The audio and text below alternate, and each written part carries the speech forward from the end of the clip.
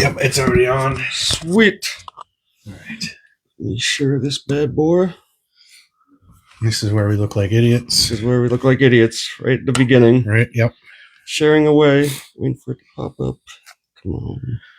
I know. Oh, there we go. We're live. Woohoo. Okay. Let's see.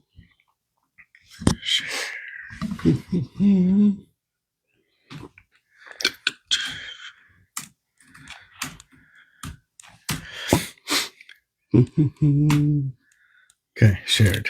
So we're going to do our movie review in the beginning instead of at the end. Okay. Look at that. I did it good. You did real good that time. Yeah. It wasn't loud Yeah. at all for a while. Sharing into 65 freaking groups I'm part of. You still sharing that one weird group? Was it What, the emos? Oh, emo kids suck, or the single Puerto Ricans or whatever. Yeah, that one. No, they kicked me out of that one. Oh, And, like, man. there's some other like dating website that kicked me out of. Let me share it on my page real quick. That's where I share on mine. What's that? I share it on mine. That's the only place I can. Just on yours. Because my phone's there and I don't know how to do it on the computer because I suck. Right. All right. We're going to do our movie review in the beginning, like I said. Yes, movie review.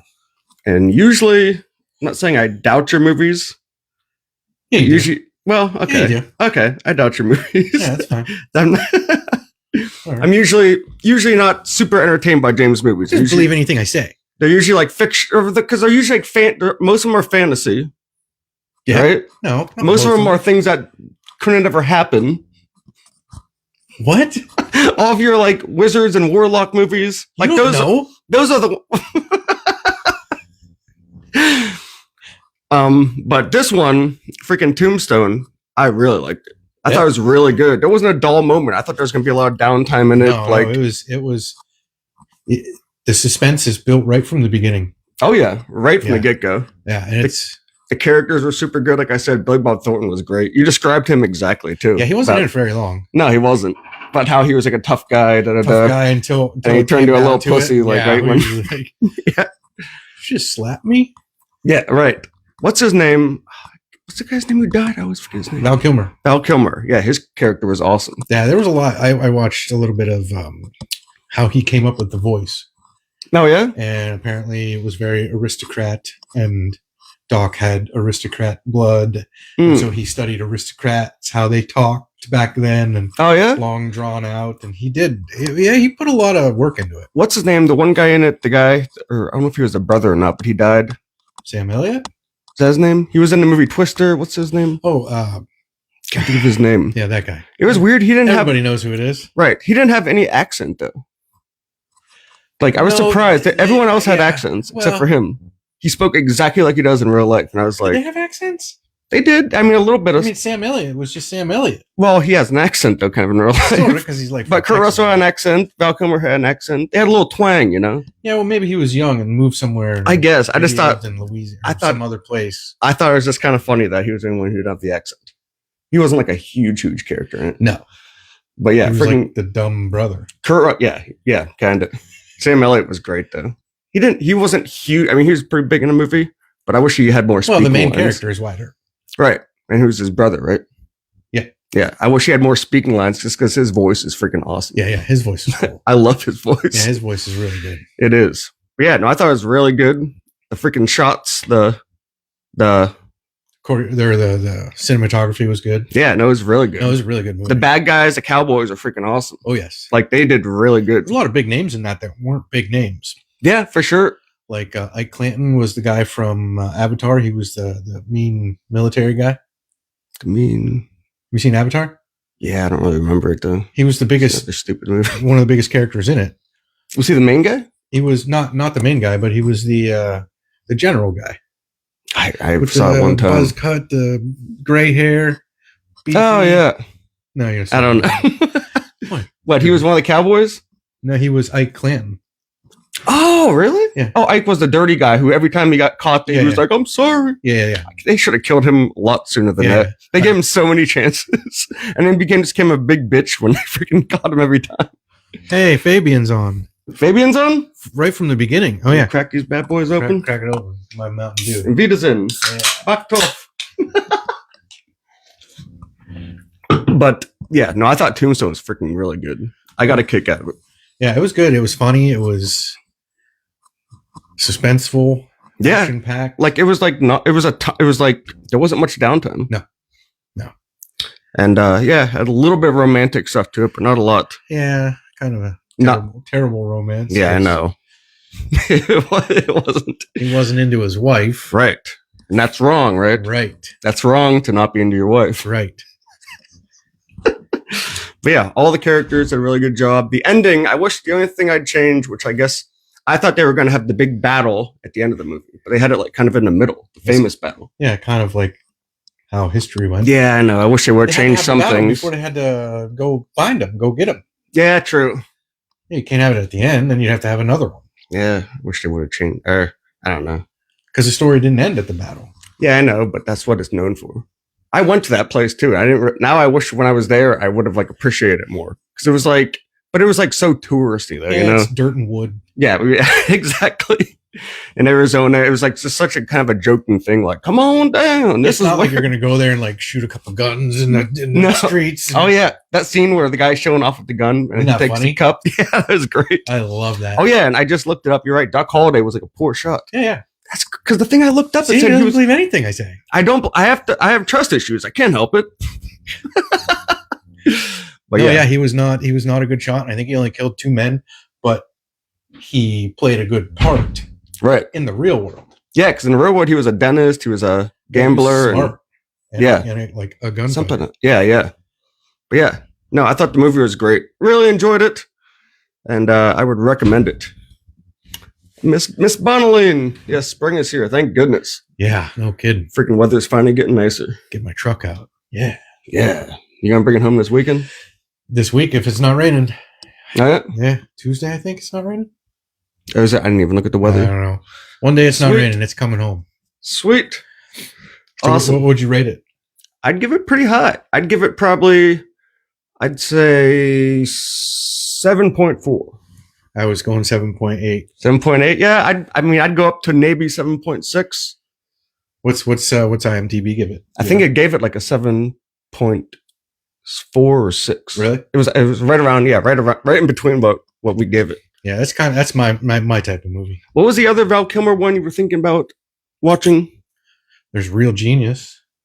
Because we were deciding between the two. I couldn't remember what the other one was. It's one of them fantasy movies you wouldn't like. Well, Willow? Yes. Oh. Howard gives it an 8.0. Oh, dang. Yeah. No, it was good. No, I thoroughly enjoyed it. That's one of the highest ratings I've given on here, too. Yeah. I really liked it. So, it's a good movie. Absolutely. All right. Willow's a good movie, too, though. Is it? It is. Is anything in it real life? Yeah. What's real in it? Swords. Wait, who? Today's my birthday. You guys should celebrate with me. Happy birthday, Fabian. Birthday. Yes, not sure how we'll celebrate it, but I'm not singing. He's in, where's he in again? I don't Nigeria? remember. Yeah. Or I think he's in Africa somewhere. I know that. Yeah. Well, happy birthday to Mr. Fabian. Yeah, we don't know his name. But he's here pretty often. He is. He's been showing up a lot. Yeah. Which is cool. Got people in Africa. Yeah. Africa. Yeah. Someplace I'll probably never go. I would like to go. James would probably never go. I'm never going. No reason to go, right? Yeah, no, I know I'm not going. Would you go there for a safari hunt? If somebody paid for it. Yeah, someone paid for it. You would go? Free. You would go? Completely free. 100% free. You just got to go. They pay for ammo, supply gun. They pay for everything, but you have to take a week off work. No. So everything has to be paid. Yeah. Yeah. If I don't have to use my vacation, I'd probably do it. What if you had to pay $100? No. Oh my God.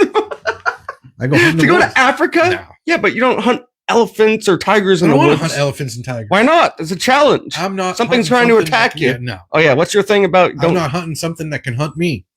That's his saying. Because what if I screw up? Then you're fucked. Exactly. It's all over. I've seen those videos. Yeah. They don't work out real well. Yeah, you'd be out there, you'd be like, I'm your Huckleberry. Yeah, Huckleberry. Hucklebee. They said it twice. I like that the little twist in it when what's his name showed up at the what do you call it? Yeah. I doubt. Did that happen? Any of that happen? Actually, no, I don't think that happened. Right. If he was that bad of a shot, Yeah, I don't. you'd think rather that have happened. Kurt Russell there. But that line where he says, "What did he say? You're no Daisy." Mm-hmm. That was to say that he wasn't as good as he was hoping he was going to be. Oh yeah. Yeah. Oh dang. No, I was in a rush to finish it, but I was kind of like pausing it and looking up little Driving. things. Yeah, driving to the library. No, it was a movie. Definitely, like I wanted to sit down and watch it. I wasn't just going to listen to the sound, like I have done with some movies. Yeah. See what? I'm going to start making you watch movies here. You try to, but usually always start one before. I know, and you run away. I have to run away. But yeah, good flick. I recommend it, especially if you like. I'm Westerns. in my prime. Rat. Prime. It was a really good movie. Good flick. Okay. All right, you want to bring on Chef? Yeah. Sure. Chef Aaron, want to come over here? You can sit between us. We have I could say Chef. something bad, but I won't. You could. Fire away. Mm-hmm. So this is Chef Aaron Bush. He's opening up a restaurant in Erie. What's the name of the restaurant? Born and raised. Born and raised. How'd you come up with that name, anyways? It was one of many. One of many. Yeah. What were some of the other ones you had in mind? Oh Lord. Oh, bring me back. Anything else catchy? I mean, I have lists on my phone, just Oh, really? dozens and dozens. And Oh, really? dozens. Oh, that many? Oh, okay. Yeah, it all sort of blends together once you go down that rabbit hole. Yeah. Right. So what's a like a kind of a shorter resume of how you came up into cooking, how you got into it? 'Cause I know I was wondering if it's hereditary at all. 'Cause your Yeah. mom and your brother are really good cooks too. And I was wondering, like, did you watch any shows as a kid, like the Cajun Guy? No, I mean, we always ate at home. My parents cooked. I was told that somewhere down the line there were cooks and chefs in my family. I never knew them. Oh. Oh, there were? Yeah, great grandparents kind of Ah, okay. level. But Like restaurant? yeah, I think they ran a restaurant around Erie somewhere. I wish I knew more. My mom would know, but Oh, damn. Okay, Yeah. so there actually were cooks in your family. yeah, so again, somewhere down the line. But I always liked to eat, and Yeah. I always cooked a little as a kid, and then I don't know, it's just sort of ended up in the industry when I was about 21. Oh, 21? Yeah. Oh, yeah? What was your first job? It was at a steakhouse in North Carolina called Trips. And did you cook right away, or were you Yeah, on it? Yeah. yep, right into it. Did you learn a little bit from each chef you worked with, or along the way, or did you pick it Yeah. up on your own? I mean, in the beginning, there weren't really chefs. There were, more chain restaurants, things like that. But you learn from the people around you, for sure. What was the first like fine dining restaurant you worked at? Fine dining. I'd say the first upscale one was a place in Raleigh, North Carolina called Maximilian's. Maximilian. I've heard of Maximilians. Have you? They've been around for a long time. Yeah. A lot of people have heard of it. Oh, is it a chain? No. Oh, No. okay. Oh, they have a couple of them, or no, or just that's the only Like one. we were talking about before, there's like the finer dining restaurant, and then they have like a pizza kitchen sort of attached to it. But Oh, okay. they were around 20 years when I started there. That was 15 years ago. And Oh, they're damn. still there. What'd you do there? Like a sous chef, or? I was head chef at Oh, you were the head chef. some point. Yeah. Oh, damn. No sous chefs. Yeah. Yeah. It was, Yeah, but you have to work your way up though, at all, or did you just go right to the top? I skipped a few steps for sure. Oh yeah. I went to culinary school and then realized I would learn a lot more just working in the industry. So that's what I did. for me. That's usually like school sucks. Yeah. Well, it's I mean, it's super slow. it's nice, Yeah. but I'd rather just go do something. Yeah, absolutely. And, Maximilian's was my last job before I moved to Miami. And Miami is sort of where everything opened up for me. It's a big hospitality industry city. Right. Endless amounts of hotels and fine dining and you name it. Oh yeah. Would yeah. you rather work at a fine dining, or would you rather work at something more chain, other than owning your own? But Yeah, definitely not chain. Not really my style. So not like Texas Roadhouse. Or, Definitely not. I mean, there was a point in my career that yes, and you're going to learn certain things that are valuable, speed and efficiency and things like that. But you sort of hit a wall, and you have to go to a place well, where it's it can the be same creative. thing every time. Yeah. Exactly. Same cuisine, same whatever. There's only so many cuts on a cow. Did you notice a big difference between working in North Carolina and Miami with the kitchens, or have kitchens always kind of been pretty damn similar? No, huge difference. Much more professional for the most part in Miami. I was also always the minority. Oh in yeah, Miami. Oh yeah. really? Oh damn.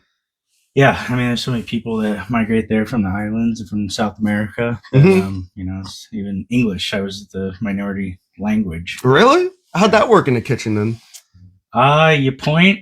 You learn. You learn a few different Wait, words in other you do your thing? languages. What? You'd be surprised how well you can communicate when the medium is food. Oh yeah, yeah, that's true. It's sort of a universal language.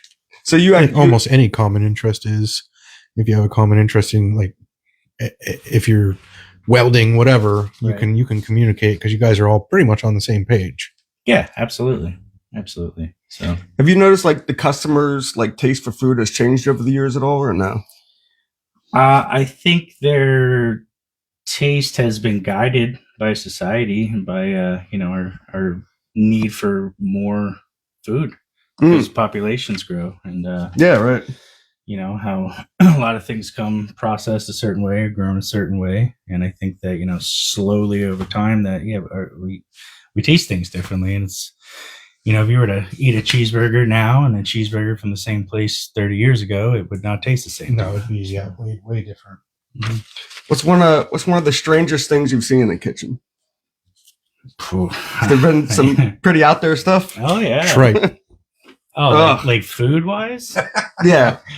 Yeah, I mean, we've gotten in live sea urchins and you cut them open with scissors while they're still kind of flexing on you. And Oh yeah. Mhm. Really? Oh damn. No thanks. Yep, Damn. seen 8-pound lobsters. 8 they're pounds? That's awesome. Probably Oh my- 150 years old.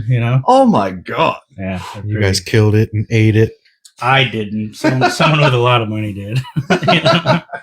I saw. Have you cooked with a lot of bluefin tuna or no? I thought I Yeah. saw it's super expensive. Is it really that pricey? It is. I mean, even if I were to get some here, it would be haggis. It would be around $20 a pound or so. Oh, that's not that much. It's not. Well, I think it's not as prized as it is in, say, Japan. Oh, okay. And I don't think people would really. Not as many people would be able to tell the difference between the different grades Oh, really? in America, unless you come up with it and it's a thing in your society. Do you have a pretty good? Have you always had like a pretty good palate for tasting? I think so. I think so. Even I haven't smoked in years, but even when I did smoke, they say it affects the way you taste and the way you salt things, and I never really experienced that. He'd be good to do that test with. Right. Me and James did what was it? We He did. thought he could tell the difference between salts on steak. I thought I Yeah. could And tell. I the told him there was difference. no way he could after it was cooked. I can. Can you really? You might be able to. Yeah. Really? Yeah. Oh man. Well, then we should did do it that. with him. Yeah. James says it's not possible. Yeah, I mean, iodized salt, your typical table salt, tastes like metal. No, wait. Hmm. I can taste the difference between salts before cooking, but not after. Like, so put it on the steak, dry brine it overnight, cook it. Never really done it. I've never done it. I did have a chef tell me years ago that being able to tell the difference between different wines is, a certain level of skill. But being able to tell the difference between certain types of wines after you've cooked with them is very difficult. That's what I'm saying for the Found salt. that to be Same. true. Yeah. interesting. Yeah. Beforehand, I think you definitely can taste the difference. Well, I think that with the wines, if you cook and reduce, you're sort of losing a lot of these things at different heats. Mhm. Salt, I don't know that you would lose so much, to be honest. Hmm. 'Cause it's a Brandy says she can taste the difference. Really? Well, if she comes on. challenge is on. I thought I could too. I got 2 or 3 right, but James thinks it was luck. Yeah. Yeah. Yeah. But No, the test that I was talking about for the palate test was, I don't remember what show I saw it on, but all the people in the kitchen, they had to do this test. And what they did was they made everything like baby food. So it was just all mush. So there was no, you didn't like bite into your carrot and go, it's a carrot. Right. So everything was mush, but no, there was no salt added or nothing like that. And so it took away one element of food, which was the texture. Mm-hmm. So it was all the same texture. And they had to guess what they were eating, whether it was carrots or peas or, whatever. And a lot of them had no idea. really? Wow. It was yeah. just carrots? Like it Well, wasn't yeah, mixed with there was anything? nothing mixed in with it. It was Really? Puree. puree. Right. And there was a lot of them that were like, I don't, they were like peas and it was carrots. And you're like, really? Like, Yeah, Huh. I mean that you can see that a lot in society. I mean, there's things taste like other things that you wouldn't think. I think grapes and pears are taste a lot alike, and they put pear juice in a lot of these fruit cocktails and grape drinks and things like that. But again, if you don't see it, and you don't feel the texture of a pear, you don't think. They say that if you close your nose, that potatoes, apples, and onions all taste identical. They just smell different. well, there's a test. Really? Mhm. Wait, what was it? Onions, potatoes, and apples. They all smell or taste the same? They say they taste the same. Really? It's very similar. Yeah, because Huh. like onions are sweet and apples are sweet. Huh. Not I played a joke on a kid. He was like, I eat onions like apples. I go, really? He's like, yeah, I love it. So I went and got the biggest onion I could find and I chopped it up and I set it on a plate. I go, here, go eat it. He was like, okay. And he started, he got like 2 chunks in and was like, do I have to? I was like, no, Yeah, not at all. it's sharp. Yeah. Oh yeah, it gets to be a whole lot. There was a restaurant in Spain for a couple decades. It was the top restaurant on the planet called El Bulli, and they were very advanced with their cuisine, and they got to the point to where they stopped using salt. And what they did was they essentially, either I forget the name of the thing where they centrifuge, Mhm. all these different food products, or they freeze dried them and reduced them down to really concentrate the flavor. They freeze dried them and they kept them in this room. And so when, say, they cooked carrots, they wouldn't use salt on the carrots. They would use this concentrated carrot crumble Oh, to that's season the cool. carrot. So it would like just be this bomb of whatever the food is. Of So it was flavor. like carrots Damn. Yeah, times 2. exactly. That makes absolute That's complete really- sense. Yeah, that's really interesting. And there's always some natural salt in almost anything because Yeah. it's in the ground. I generally, I don't cook with salt, but they all like salt. Yeah. You don't cook with a lot of salt? cook with salt. Really? Do you cook with a lot of salt, Aaron, or no? I mean, I wouldn't say a lot. I would like to think it's Seem- the proper amount of salt. Right, right. But- It seems like salt's in everything. Like, I don't know, everyone over assault stuff, it seems like. I think Yeah, they I did. think a lot of people My wife and my daughter. Ugh. Just dump it on. Ugh. Yeah, I know a girl who salts her potato chips. Oh my god. That's a little extreme. My daughter salted bacon once. Yeah. Oh my god. Wow. What was the one method you used, Aaron, where you cooked the steak inside the bag in the hot water? Sous vide. Sous vide, yeah. Mhm. Is that real common in restaurants or no? A certain level of restaurants. Oh, yeah? It's the best way to cook a steak, right? Yeah, it's debatable. It's the most accurate way. Mm. Yeah. What do you think is the best way to cook a steak? Grill. Grill? Yeah. Oh yeah. Oh, okay. Straight out or reverse sear or just grill? Straight out over wood. I worked at this place. Yeah, over wood. I agree with that. I worked at this place in Miami. It was called Gotham Steakhouse. There's one in New York. And they basically built this Argentinian grill. It was 8 feet across, and there's this big wheel that would lift the grate up and down. Mhm. And no gas, no electric, nothing, just logs that we'd have to keep up all night. And then we would just cook over the logs. When it was hot, we raise it a little bit or lower it. And We're getting there, Howard. Yeah, we'll get it. It's going to be. You remember where Hector's was in Erie? That's where the new one's going to be. But we'll plug it at the end. Though. Everyone knows Hector's, so Yeah. you picked a great spot for that. For they'll you. probably still call it actors. Oh yeah, I'm sure they're going to say Yeah. the new restaurant at Hector's. Exactly. Exactly. Do you have a favorite ingredient to work with, or no? Steak. Close. I was gonna say most people don't think of this as an ingredient, but smoke. Huh. So you got the little thing when you pump the smoke in, you do that, or do you No. just like smoke it, like a regular smoker smoke it? Yeah, I mean, at home I'll smoke things on a Weber grill, just like a charcoal Yeah. grill. In a restaurant, I'll probably do the same thing, or even just set it up in a perforated pan or on top of an actual grill grate that's there. But yeah, real wood, chips, chunks. I agree. I have a fire pit out back, and I did my welding thing. Oh yeah.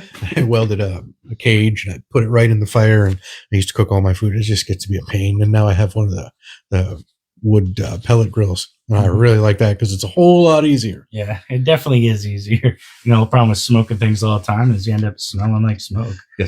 You know, Right. No one wants that. Which isn't as good as it sounds. Right. Yeah. You have any like favorite cooking techniques or methods you've used over the years that it might be a little, maybe not obscure, but people would be like, huh, never looked at it that way, or that would work. Yeah, I mean, none that are, again, they're common in certain circles. Spherification is one where you can essentially turn anything, any kind of juice or whatever, into little caviar balls. It's pretty fun for What is it? spherification. Yeah, what exactly is it? So the best way I can explain it is, when you used to have like Italian dressing in that bottle, The oil. Mhm. and you Separates. shake it, and it separates, and then for a second, all the oil turns into these little balls. Mm-hmm. It's essentially like that, but you add like a gelatin or an agar to it so that it stays that shape. Oh, really? Yeah, Oh, damn. yeah. So That's cool. it's pretty dang. cool. There's a few ways to do it. Huh. But it's fun. Do you like caviar? I do. Ugh. I do. Is there any food you don't really like? Liver and onions. Very niche things I don't like, but for the most part, I'll like green mussels. Never heard of it. Yeah, you're probably better off. Yeah, I don't like mussels, yeah, I like no matter what mussels. color they are. Yeah, right. what about James' favorite tripe? Tripe Not a huge fan. I mean, it doesn't gross me out though. Mm, grossed him out. it did. I bet. There's a texture. It was more looking at it in a texture. Mhm. So it's just, yeah. I grew up on it. Yeah, Got in Yeah. an argument with my aunt like Italian style. Oh, yeah. yeah, Yeah. From Hector's, actually. yeah. And my Yeah, aunt, he was in Hector's all the time. all the growing time, up. dude, I was there a lot. So my aunt, we were at her house, and she was so impressed that I liked tripe. And I was like, yeah, it's fish. Because there is a fish, there's a tripe fish. Yeah. Okay. And she was like, no, it's not. And she told me what it was. I'm like, no, you're full of crap. Yeah. It's fish. And I went to my dad. I'm like, Dad, what's tripe? It's a fish, right? And he was like, no, it's the lining of a cow's stomach. Yeah. And I was like, I'm not eating that. Yeah. Right. And then, I don't know, for several years, and I loved it. And then when I got older, I was like, you know what? I just know what it is. What's the deal? I ate so much of it. So finally, there's a restaurant in New York, and we went with my mom, and I wasn't expecting it, but I was going through the menu, and I was like, no kidding. I'm like, tripe. She goes, that's why I brought you here. So I tried it, and dude, I was like, oh, this is so good. And now I'll eat it whenever. Yeah, there's things like that. I mean, people get weirded out for a lot of reasons. Many times I have people that get weirded out by mayonnaise, Really? and I go like, "Well, do you even know what mayonnaise is or how they make it?" And then oil and eggs. I show them how to do it, and they're like, "That's it." And Yeah. I go, "Yeah, that's it." And then it like changes their whole mindset. Really? They get skeeved out by mayonnaise? Yeah, Huh. people get weirded out by all sorts of stuff. Dang. I know people that won't eat eggs from a chicken, just eggs from a store. Oh yeah? Yeah. What? I think there's a They won't eat cow's milk, but they'll drink milk, or they won't drink cow's milk, but they'll drink milk from the store. Oh yeah? Huh. Doesn't come from cows in the store. Right. Right. Yeah, of course not. Well, it goes back to what we said again. Is society kind of guiding people away from realness? Do you think society is going to a better place for food? Definitely not. You're going to try and change that? As to an extent, locally. Yeah. I'm only one person, but yeah, I mean, I know the difference and appreciate the difference, and there's a reason I rarely go out to eat. It's because I know where these places are getting their products from. There's not a lot of quality stuff. No, a lot of stuff is just processed and pre-made, and no one's actually cooking. They're just, Have you ever had crawfish boil? oh yeah. Oh yeah, I've had that. Live in North Carolina plenty of times. I used to take the kids to catch, I say crayfish, but whatever. Right. I used to take the kids to catch crayfish down at the creek. And I'm like, you catch it, you got to eat it. They were like, what? And so we'd bring them all home and we'd cook them. Oh yeah, They'd Did eat the you? crayfish. Nice. Yeah. I read it said somewhere that 90% of what a chef does is buying the best possible ingredients. Is that true? That it consumes that much of your time? Absolutely not. No. No. Supply chains these days are as streamlined as any other Oh yeah. business. I mean, you think a carpenter's out there picking his trees? He's not. Yeah, right. Yeah. That's a good point. It'd be nice to to Right. do that, but no, it's not how it works. I am going to do my best to work with local farms and things like that. Oh yeah, you're gonna do some local stuff. Yeah, and that is going to take time. So, it's not going to be right out of the gate, but I'd much rather give my money to someone that's actually raising things and has their eye on everything than just this big system. Right. See, look at my nephew. Look what he says. What? My father-in-law won't eat our chicken eggs, just store-bought ones. That's so funny. That's just I don't know. It's just a mentality thing. You can totally tell the difference between a store-bought egg and a fresh egg. I guess Oh yeah, our So- chickens at work, like freaking Yeah. take them home. There's a big difference. In restaurants too, like what you'll notice is a lot of the white eggs that you get. I'm a big fan of brown eggs. Me too. I don't know why, but I do know why. Oh, yeah? They crack better. They have a harder shell. shell. A little Mm. more integrity to them. huh. And the white eggs don't. And the white eggs are almost like they're just so fragile and fake. You Yeah. know? Like, do you know the difference between where white eggs come from and brown eggs come from? Chicken butts. They all come from chicken butts. What? What the hell are you talking about? But white chickens are brown chickens. Yeah, white Yeah, brown different. chickens. Yeah. Oh yeah, Then there's really? That's all it is. There's blue and green and speckled. And no, my mom had Easter chickens, and we got blue eggs. And it's cool, and I just think that a lot of people through cartoons over the years and shows that they think white eggs are eggs, and that's all there is. That's true. That's very No. true. Have you ever had many duck eggs or no? oh yeah. Oh yeah, Yeah. are they My pretty mom- good yeah, or? it is. You had them, Yeah. James? My mom had ducks, Oh yeah. They're, khaki Campbells. They're much firmer. Oh really? than chicken Smaller, eggs. too. Well, they're Duck smaller? eggs? Duck eggs. They're always bigger. in Yeah, the my ones I saw experience. were bigger. Yeah. Oh, maybe Huh? maybe it depends on the duck, I guess. Right. Guess so.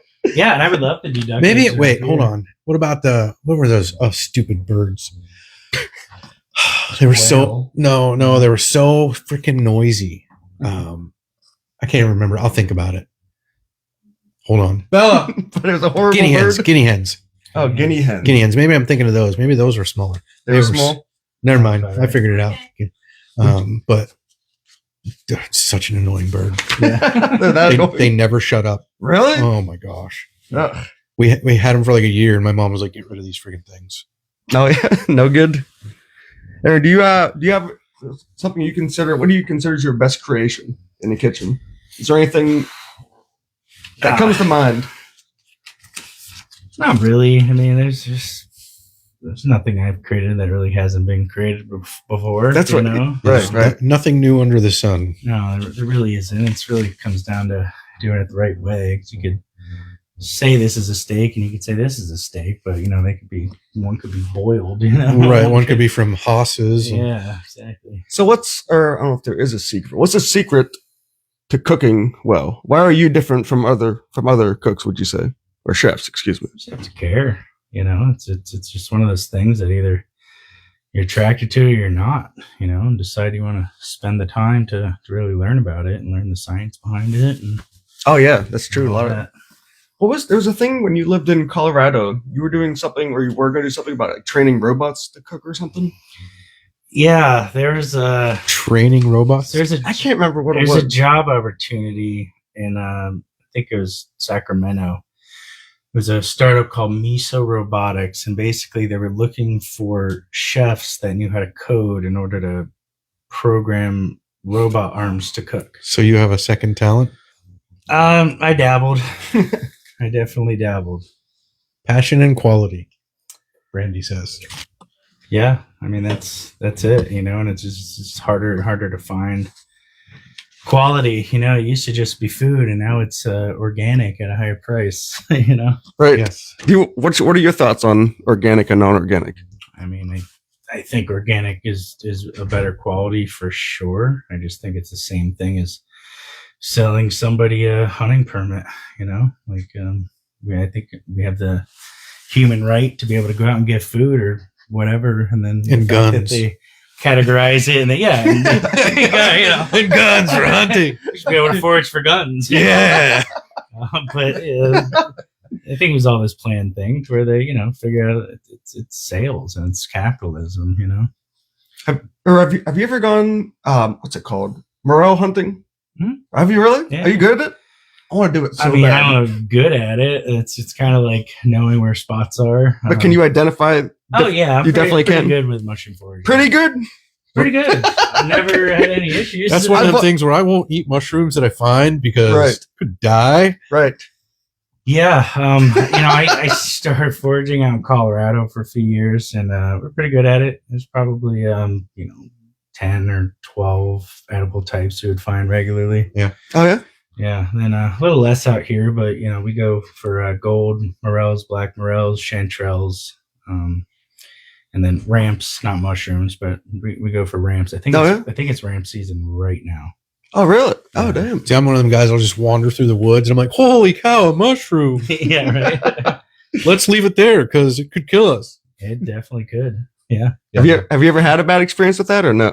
No. No. Oh, No, yeah. I think if you have a bad purposeful one? experience with that, it's going to be very bad. Right. It's gonna be. You probably want to be here. Yeah. I'll have to find the pictures.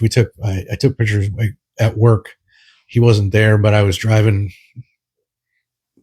up and down, and I noticed the next day there was these giant mushrooms, and I forget what the name of them was. They're like the bad mushrooms, Yeah.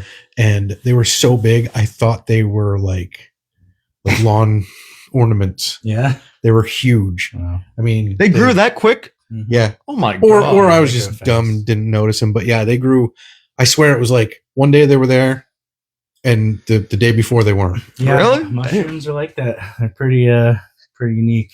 Yeah. No, I couldn't believe how big they were. And the one kid that worked there, he knew all about them and knew they Oh yeah. they had bumps on them. Right. They I weren't read. the red ones, but I read something about the gills. If you can see the gills or you can't see the gills, that yeah, means if a they're good or mushroom bad. shows its gills, it's bad, and if it doesn't, it's good. Yeah. In general. I think it's a little more intricate than that. Well, they were saying like just to kind of weed things out a little bit, like Yeah. Yeah. Yeah. supposedly. See My what mom Howard was. said? What do you say? Catching cooked chicken range behind a restaurant would be really cool. That would definitely be unique. We may grow mushrooms in the restaurant. Oh yeah, Yeah. yeah. I guess it's not really hard to grow mushrooms if you Yeah. you buy the spores and in the right environment, they grow pretty quick. Yeah, they do. There's really not much involved. You don't need like fans and lights. Are you going or to do like the anything. staple like criminy and Probably the portobello stuff that No. everybody knows? maybe lion's mane grow inside. Certain mushrooms as of now are impossible to grow artificially Okay. because Mm. they sort of have to grow together with like sapling roots, things like that out in nature. So it's a very symbiotic thing that they really haven't figured out how to recreate. Huh. But then there's the more common ones that you can grow inside. I grew pink oyster mushrooms a couple years ago. They're really nice. You have a favorite mushroom or a go-to mushroom? I like king trumpets. King trumpets. Yeah, they can have a very steak-like texture. Oh yeah. So Oh meaty. damn. Yeah, very meaty. But Have I like most mushrooms. Yeah, me too. Yeah. Have you ever had truffles? Oh yeah, Are they over? What are your thoughts on those? Because they're so expensive. they are. I think they're great, especially if you get good quality ones. I think a lot of what people think they know truffle as is perfume. Mm-hmm. It's just a lab-made scent. Mm. But truffles are one of those things where they smell like feet, and you either like that or you don't. Oh really? They smell like feet. I think that's a good way to describe it. Yeah. I was watching this this thing with Gordon Ramsay real quick, but someone took truffle oil and they put it right on the thing. I guess that was a big no. Put truffle oil like on a dish. I'm not sure why. I guess it's really strong or something, but I don't know. Not sure. I mean, there's not too many rules in cooking, to be honest. There's a lot of things that you could say are a better way to do it, but it's food. Make it work. Yeah, I mean, how strict can you really be? What's the difference between a mushroom and a truffle? Don't truffles grow in the ground? A truffle is a mushroom. A truffle is a mushroom. And truffles, I do a big report on mushrooms at it's the hotel I used to work at. So there's black and white truffles for the most part. There's summer and winter. And then I think French are black and Italian are white for the most part. And white are a little more sought after. People used to use pigs to, like the movie I was telling you about, Nicolas Cage. They used to use pigs to find the mushrooms because they were so good at it. The problem is the pigs would eat them. So now makes sense. So nowadays they've trained dogs to do it because the dogs won't eat them. So right. But yeah, they go underground, and it's like, really, how do you know? You have to have a dog or something right. to sniff it out. What's the most ridiculous food trend you've seen? Tide Pods. Anything. Yeah, that's up there. It's a little out there. Most recently, over the years, or most recently. I mean, anything that's a food trend on social media is probably ridiculous. Just right. Inherently. I think the craziest thing I've seen recently, stainless steel cutting boards. You guys have seen those? Yeah, that's really? Yeah, someone's trying to push that narrative, and it's the why most. Your knives will be junk. First stroke. Yeah. It's like my mom used to use a glass one. I always yelled at her. Yeah, exactly. Yeah. Like, why are you doing that? It's just killing your knives. I think my mom still does. She still uses the glass one. She was like, "Oh, it doesn't hold bacteria." The argument, that's the argument. Is like microplastics or something. Who cares? Yeah, who cares? Like, you'd rather no, because you're probably. I'll take the chance. There's probably going to be metal shards. And I use a Corian one. Yeah. If you had to pick, probably pretty close to. If you had to pick only four tools you can use in the kitchen, what would they be? Chef's knife, tongs, a spoon, and a towel. I got two. Interesting. Did damn. Yeah, you did. Oh yeah, you said chef knife and spoon. I can't remember what your other one was. Oh no, you said like a pan or something. Pots and pans. Yeah, that's. I guess it was kind of given. Right? Yeah. Speak a towel. I didn't think about a towel. Yeah, that's true. You're always using towel. You plate your food. You wipe stuff off. Grabbing hot things. Oh yeah, that. Yeah, I mean, I worked with a chef, and I think that he'd been burned so many times. Your brother. Oh my god. Yeah, that was a pretty crazy true food trend. I worked with a guy that was so. I don't know if he was abused or what, but he had been burned so many times. You would never see him pick up anything without a towel. I don't care if it was a glass of ice water, dude. Really? Towel. Really? Yeah. Always had a towel? Always. I'd say it's a good rule, Yeah, for sure. Have you ever had any real bad kitchen injuries? Yeah, the worst one was, it's kind of hard to see now, but someone spilled a cauliflower puree on me. Oh. It's like full of cream, so it gets hotter than boiling water. Yep. And it fell on my wrist, and my skin just gone. Oh, God. Yeah, it's pretty bad. Speaking of knives, James, you like knives. I do. You know a little bit about them. A little bit. Tell us a little bit about kitchen knives, the brands you've liked, how you maintain them. Yeah. I think, Amazon is pushing this whole, what are they called? Dalstrong. Dalstrong, yeah, I've seen them. Trash. What's that, Dalstrong? Brand. It's a brand. It's a brand knife, but I mean, it's trash for a lot of reasons. They seem like good price point. They seem to look nice, but if you want a real knife, you got to go a little old school. Got to make your own. Kind of. Well, someone has to make it. Yeah. You're talking like folded steel. What are we? Yeah, I mean, I have some real Damascus. I have a Zwilling made by Bob Kramer, Zwilling. One of my favorite chef's knives. I have a couple Shun knives. I have a couple real Japanese knives, like a Bunku knife. I couldn't tell you the name of it off the top of my head right now.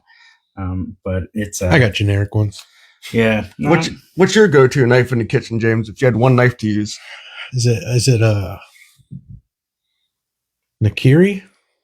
Nikiri, yeah, it's like the square vegetable chopper. Yeah, yeah. Those are fun. I have a Shun one of those. Yeah, I like that because I used to use a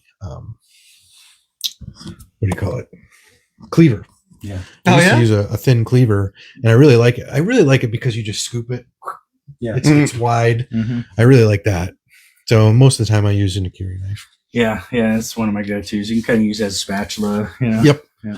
And a Santoku if I need a smaller tip. Yeah. They looked cool years ago to me. They kind of grow out of it. I like it better than I like a chef's knife. Yeah. For me, Okay. like the shape of it. Okay. Yeah, I'm a big fan of chef's knife, classic chef's knife. They're just, you can do so much with them. Dave Kabar. K-bar. What? All right, to put that in perspective, my brother has been in the military or was in the military for like 900 years. Right. Got it. What's your opinion on food critics or writers? I think do they even exist anymore, or is it just everybody? Yeah, it's true. Yeah, actually, that's true. Everyone. Right now, the critics are basically in the people Yeah, exactly. with social public media and perception. social media and stuff could ruin someone quick. It can, and it's unfortunate because they don't. It The ain't- general public isn't educated. Exactly, that's what I'm Yeah. saying. Like one person, it's like, oh, I don't like how they cook that, and go on social media and it gets super overexposed, but they have no idea what they're talking about. Yeah, I mean, it depends, how educated the public is. You could open up the French Laundry, one of the top restaurants on the planet, in the wrong city, and it'll go down. Right, yeah, 'cause exactly. People won't understand the food. I think the area has a lot to do with people's palates too. It does. It does. I mean, I'd like to think that, good food is undeniably good, no matter where you are, Yes. but I've been proven wrong before. So, But like say take something like if you grew up in a area where caviar was more prevalent, you might be more apt to like caviar, and like some idiot like me, I'm not eating caviar. right. I mean, I think, there's a point to where if you want something to be 10% better quality wise, you're going to pay double for it. Right. I think caviar falls into that category. That's interesting. What do you think about the saying, you have to acquire a taste for it?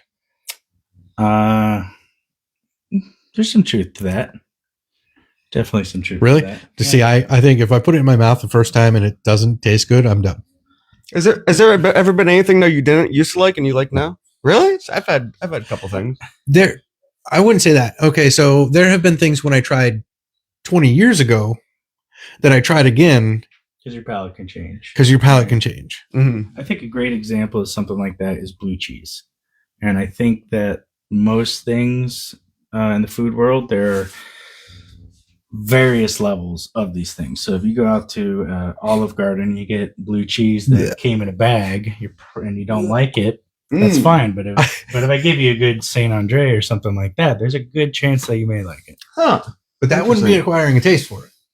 That would be tasting something that's good versus something that sucks. Yes, In my you're world. right. You're right. I went to, so I grew up in an Italian family, and I went to Olive Garden, and they brought out, I think it was wedding soup, or no, maybe it was the pasta fagioli. And they were like, here you go. And I tried it, and I was like, I took one spoonful. I was like, what is this? I'm like, I sent it back. I was like, I'm not eating this. She goes, oh, it's authentic. I go, no, it isn't. No, it's not. I was like, no, it isn't. Yeah, I was like, no, it's not. She's like, this came from, I was like, no, it didn't. yeah. I was like, I grew up with a family that this is what they cooked. Only this is it. Like, Yeah. Thanksgiving dinner, you're lucky you had ham. You know what I mean? It was all Italian. I'm like, this is not even close to authentic. Yeah. I mean, I think, just because it's what you used to eat 30 years ago doesn't mean it was ever authentic, Right. I mean, Yeah. dried pasta compared to fresh pasta. Right. Oh yeah. No, Big my difference. family that she did later. She did make some fresh pasta, but later she would just buy. Right. She just got lazy, I guess, and Yeah. she always made the sauce though. She didn't buy no ragu or none of that crap. Yeah. No, I agree. It Ha- happens. have celebrity chefs or like cooking TV shows been good or bad for your business? Well, my business isn't open, but well, I mean, like I ran your career, like yeah, restaurant business in general.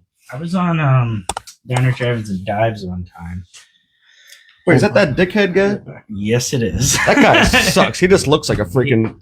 He's no better in person. No, is he really a dick? I was not a fan. He looks like a douche.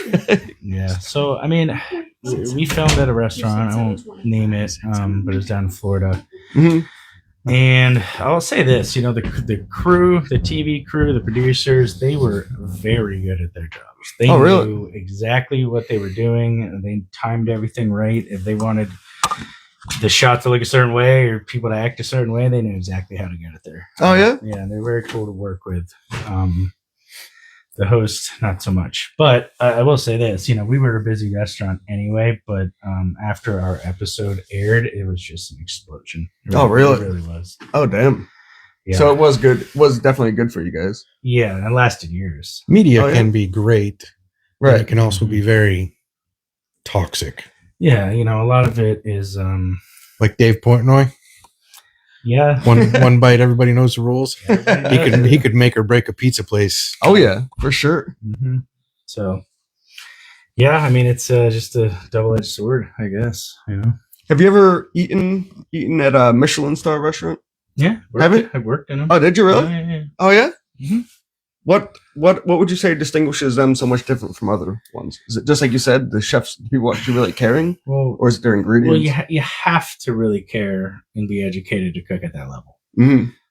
What you're paying for is proper ingredients at that point, and you're paying for technique. Mm. You know, like one of the best dishes I had, and this was probably 12 years ago, I had a 2 Michelin star. So 72-hour short rib. So you basically sous vide it for 3 days, Damn. and it comes out, and it's not like brown, gray, well done. It still looks medium rare, but it is tender, even for being a short rib, and it's phenomenal. Do you braise them afterwards? No, No, that's it. That's it. That's it. Yeah, Dang. yeah. That's where you ate there. Or you worked there. Both. Oh really? Oh Mhm. damn. Is Wagyu overrated? No, no. Could the average person tell the difference between a Wagyu steak and a, say, both prepared equally as good, say, what is it, prime? Yes, there's definitely a big difference. Texture or taste or both? Mainly texture. Right. But again, you know, at a high level of anything, there's more care and more knowledge put into these things. So like how the cattle are raised, how they're taken care of, things like that. And it shows in the end. And, you know, They don't let them move or work out, or I mean, so cut their legs off. Right? true, you know, it depends where it's from. You know, Wagyu and like Japan and everything is all regional. So like Yeah. Kobe beef is from the island of Kobe. Yes. There's Kumamoto beef from Kumamoto Island, you know. Then there's, I mean, I could go on for days about, you know, Wagyu America and how they Australia. shipped the first 5 cows here and back in the 70s, Yeah. I think it was, and Oh, started damn. breeding with Black Angus. Oh, wow. But, you know, again, you have to be, you know, willing to appreciate something at that level. you know? Right. Yeah. There's a ton of knockoff ones, though, isn't? I mean, Not really. no. Not in my experience. I had a Wagyu. What was it? I had one just the other day. I got a sample from one of my butchers. I forget what the cut was, but it's phenomenal. it's a different experience. It's super fatty. Yes. Which some people may not like, you know. Mhm. But I think that if you know and love steak, then you do like the fat, you know. And that's those who know. Yes, know, you do. You know. Right. So Because I got it was from Wegmans, so it probably wasn't that real, but it was Wagyu beef, and I made like a burger out of it, and it was way too fatty, in my opinion. It was overkill. for Wagyu me. burger is kind of a waste of Wagyu. you're 100% right. It was you know. cheap. That's why I Well, bought it. ground beef, like I said, you know, the fat and the texture is one thing.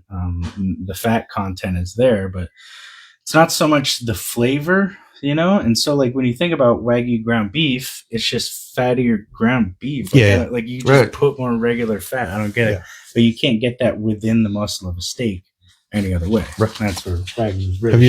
Have you ever seen the restaurants? I don't know how many have done it, but they take a regular steak and they basically cook it in Wagyu. What's it called?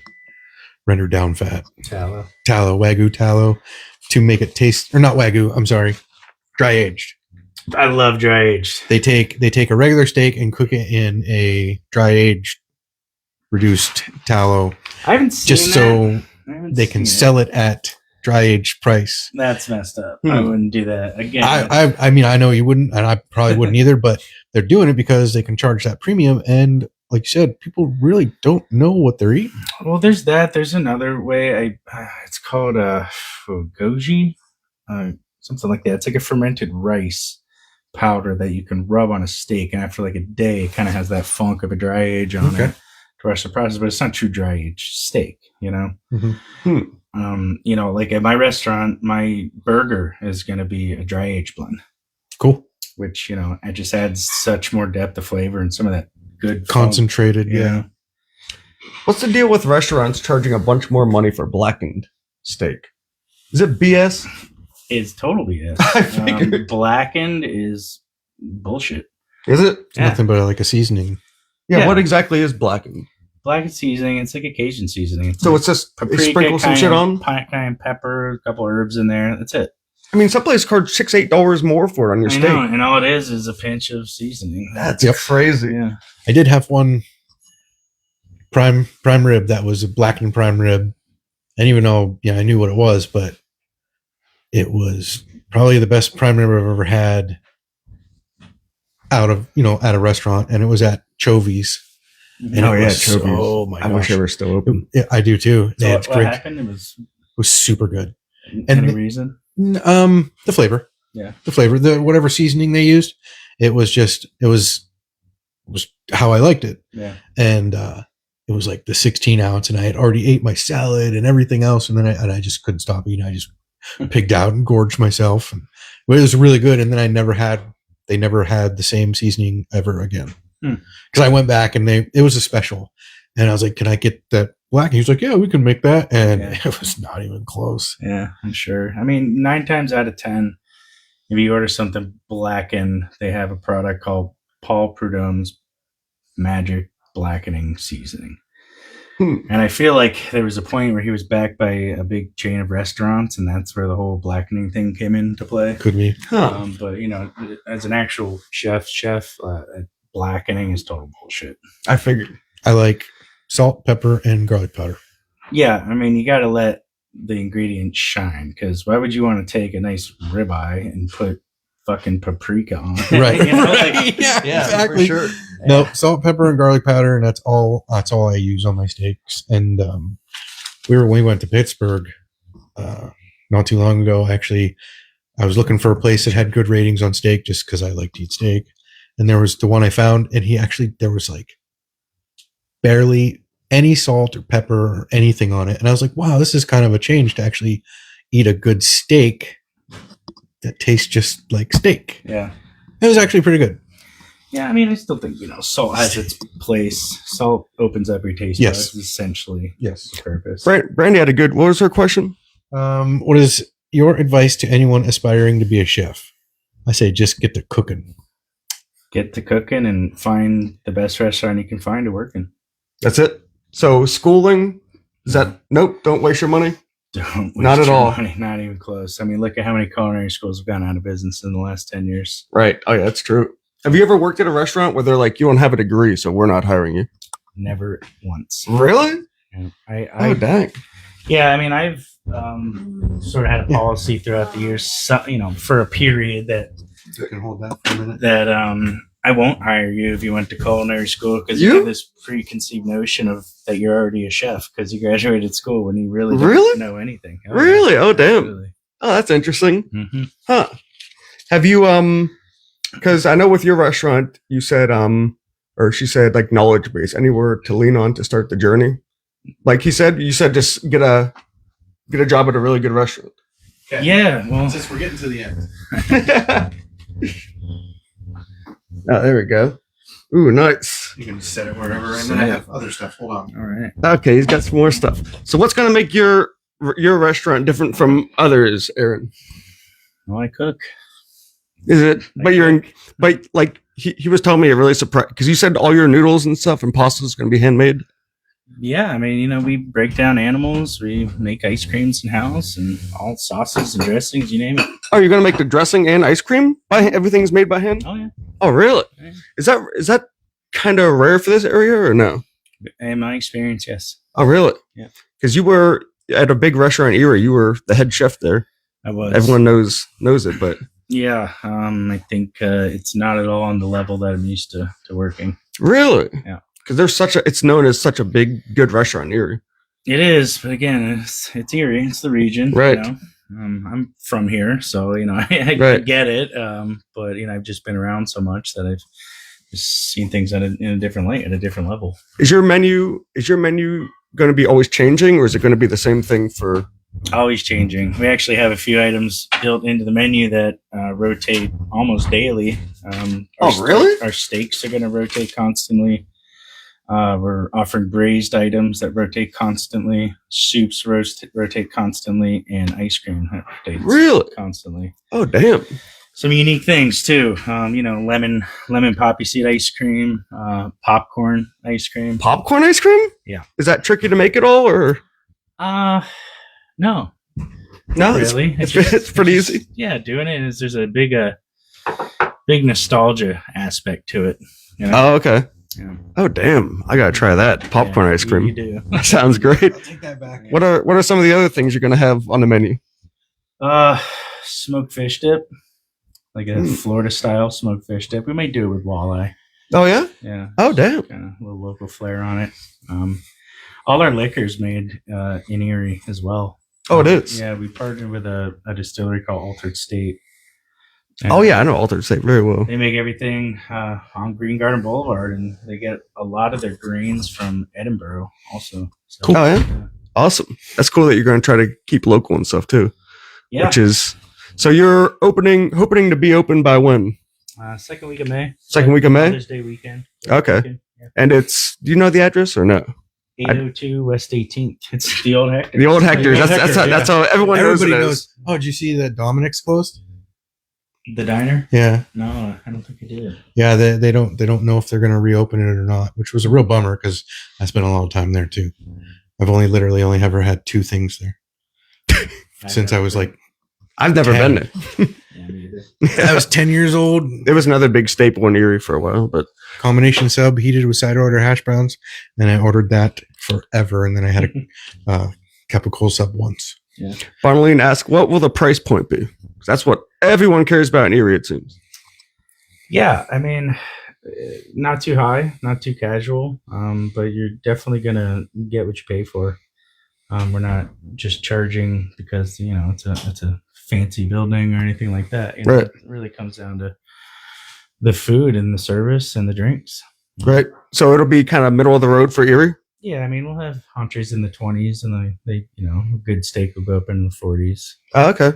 Oh, dang. Okay. What about like a burger? What will a burger go for? Well, we're gonna have one burger on the menu, and it's gonna be a dry aged ribeye blend burger. Mm. So I think we're in the very low 20s on that. Which Oh, okay. Somebody asked, "What's the steak temperature?" Yeah, I don't know what he was talking about with that. He's talking about medium rare. I know, but he said either well done or medium rare. Yeah, he was saying which is the best. Well, medium rare. well, it depends. not on well the, done. Depends on the steak. Some steaks good, well done. Braised, which Huh. is technically past well done. Oh, damn. I correct. Tough cuts, but ribeye mid rare. If you go into like a skirt steak or even wagyu, I would go medium. And someone else asked, "You're gonna have a wine selection?" Well, There's So brandy. So the alcohol licensing is going to be all Pennsylvania made products. Sweet. So I think beer and liquor are great in that aspect, but the Pennsylvania wine scene isn't exactly stellar. We're probably going to have a house red and a house white, the best that we can find. Oh, okay. But no California wines, no South American wines, no Italian wine or French. That kind of limits us in the wine realm. Oh, okay. But Okay, sweet. That'll be good. So, second week of May, you're going to be open. Born and Braised, where the old Hector's is. So, Okay, now let's make fun of me. You gonna try her on here? All right, let's see what you got. We gotta dip this or pour it on. We got. If you want to put that in there, on it. Oh, It's lemon put some of this on. Lime. or slime. Yeah, lime. Jeez, I can't. Slime. I can't remember. Lime, Lime, cilantro, and onion. Yeah. All And then right, this is sour cream, lime, and cilantro. all right. Is this Hold like on. a braised chuck or? Yeah, It's instant pot. instant pot. It's great, like I'm making the menu. We're only going to be dinner at first, but you're thinking of so many awesome sandwiches. So I was like, I'm going to do lunch or brunch. And For sure. Or oh yeah, what are your hours gonna be, Aaron? to start, I think Wednesday through Sunday dinner, 4 to 9 or 10, something along those lines. Oh, okay. And how many days a week you gonna be open? Just 5. We're gonna incorporate brunch as soon as we feel comfortable. Oh yeah, are you gonna do brunch too? Oh cool. Yeah, I've had a good history with brunch. Hmm. I don't think there's enough of it Where's your around. napkins? Hmm. Hmm. I love everything James cooks. It was good, man. I mean, Hmm. if you know how to cook, then you're allowed to talk about food. James is pretty good at cooking. I think it's really good. It is. What is this, James? It's just a spin on birria. It's Mhm. just a birria grilled cheese instead of birria tacos. It's one of James's bucket list things. To what? Kind of a bucket list. get him item on a menu. Yeah. That's what he's wanted to do for a minute. He cooks a lot of good stuff too. But that's awesome that your menu's always going to be changing as well. Yeah, I mean, it can't get bored. Mhm. That'd be the worst thing. What about if someone loves something so much and it's gone? Just, oh well. I mean, one person loves it and it's gone, and probably oh well. Yeah. Yeah. But Will you customize orders? absolutely. Cool. I mean, I don't think That's really you don't need to so much. Right. Like to think that the dishes are complete. What about this dietary restriction stuff ever annoy you? Peanut allergy. Yeah. Oh yeah, is there gonna be anything vegan there? I know there's a lot of vegan people out there. Yeah, I mean, there's going to be vegan, vegetarian. There's going to be gluten-free items, but not because of Not that because not because I need a gluten-free thing. Just something happens to not have gluten in it. yeah, right. Very cool. We do a mushroom dish, and it's just mushrooms, and it's vegan, and that's great. It just happens to be vegan. Lucky vegans. There you go. No special section. No, not at all. No. Good. Awesome. Perfect. Yeah, no PC stuff or whatnot. Yeah, I'm not That's really. what the world's I'm become. not really there to pander to the fads and things like that. It's all about real food. If you want real food, come get it. But I've I'm ta- sure I'll try it. Oh yeah. I've tasted Aaron's food just like at my mom and dad's or my dad's house of him cooking just, basic stuff in the kitchen. It's so good. Whatever he does to it, you can tell he really cares when he cooks though. I can't wait to get into actual commercial kitchen again. Oh yeah? You're Yeah. excited? Yeah, well, cooking at home is like Right. asking Daryl Earnhardt to drive bumper cars with you. right. Do you have any favorite chefs? Ramsay. No, my chefs that I know and respect, the most qualified chefs you've never heard of. Oh really? They're not Yeah. TV chefs or whatnot. No, not at all. Yeah, I wouldn't believe that they would be. I mean, I worked for a chef. She was the first female to ever win a James Beard Award. Oh yeah? And she's won 2. And not like a regional James Beard Award, like all around U.S. Best Chef. Oh damn. So it was great working for her. A couple chefs in the hotels I worked in. I worked in the Fountain Blue. Oh yeah? And this resort in Miami. And, the owner of Gotham Steakhouse, owned one in New York City as well. And he's pretty well known. His name's Alfred Portali. Oh damn. Have you ever cooked for any celebrities? Yeah. We did a dinner for Mary J. Blige at the Fountain Blue. Oh yeah? I cooked for Fat Joe one time. No, really? Yeah. Did you ever get to meet him or no? Yeah, he was awesome. Oh yeah, he was a cool dude. He was a very cool dude. Oh yeah? Oh, that's awesome. Yeah, I was down in Miami. I cooked for Billy Gibbons, ZZ Top. Oh yeah? There he is. Yeah, right. I've got photos of that one. Was he pretty cool? Yeah, he was kind of shot out, but Right. 40 years as a rock star. What do you expect? But Right. It was cool for sure. I made him alligator ribs. Oh yeah, Yeah. alligator ribs, huh? Mhm. Never had alligator. Yeah, I'm not really missing out. Tastes like cross between a chicken and a fish. It's a white meat, Yeah, it's weird. It's just gimmicky, I think. Hmm. kind of like frog legs. I like frog legs. You do like them? Yeah, I do frog legs. Huh? Yeah. Worked in a Cuban restaurant one time. We did some frog legs. It's good. Rabbit, I like rabbit. squirrel. Never had squirrel. My final question to you is: you're going to be executed tomorrow, and you have one last meal. What's it going to be? Just questions he asks. It's gonna be that popcorn ice cream. Oh yeah, it's that good. You just wait. Damn! Oh hell yeah! Popcorn ice cream. I think I missed that part. Yeah. Yeah, he's it's going to be one of the things on the menu. And I didn't come up with it. One of my old pastry chefs came up with it years ago. But then I made it years later. I didn't have the recipe or anything. I just sort of made it that we talked about, and it's So it's like Dippin' Dots. no. Not quite, but I had to throw it in there. I do know how to make Dippin' Dots though. Yeah. Oh, yeah? Liquid nitrogen. Okay, yeah. Yeah, you kind of put it in a mixer and Mhm. put the liquid nitrogen and drop your ice cream base in there. oh, that. And kinda- The more you know. Yeah, there's a lot of cool stuff like that out there, man. Awesome. You have any more questions, Jamesine? Was he Terrible? fat? Was he fat, No, as they good. say? It was good. It's definitely better than a lot of restaurants around town. I'll tell you that. Right. I used to like to go to restaurants, and when I found something I liked, try and go home and figure out how to make it. Yeah, I think I read a lot of ingredient bottles coming up. Oh yeah. Yeah, I think I learned a lot from that, and I watched Good Eats a lot too. Okay. Very informative. I watch a lot of food stuff. Yeah. Because I do like to cook. I'm not a chef by any means, but I do enjoy creating stuff. Yeah. And that could be the artist in me, and I just like to do artist things, It absolutely is that. Like I can't draw stick figures, but when it comes to food, the art comes out. Mhm. I do believe cooking is another medium that artists use.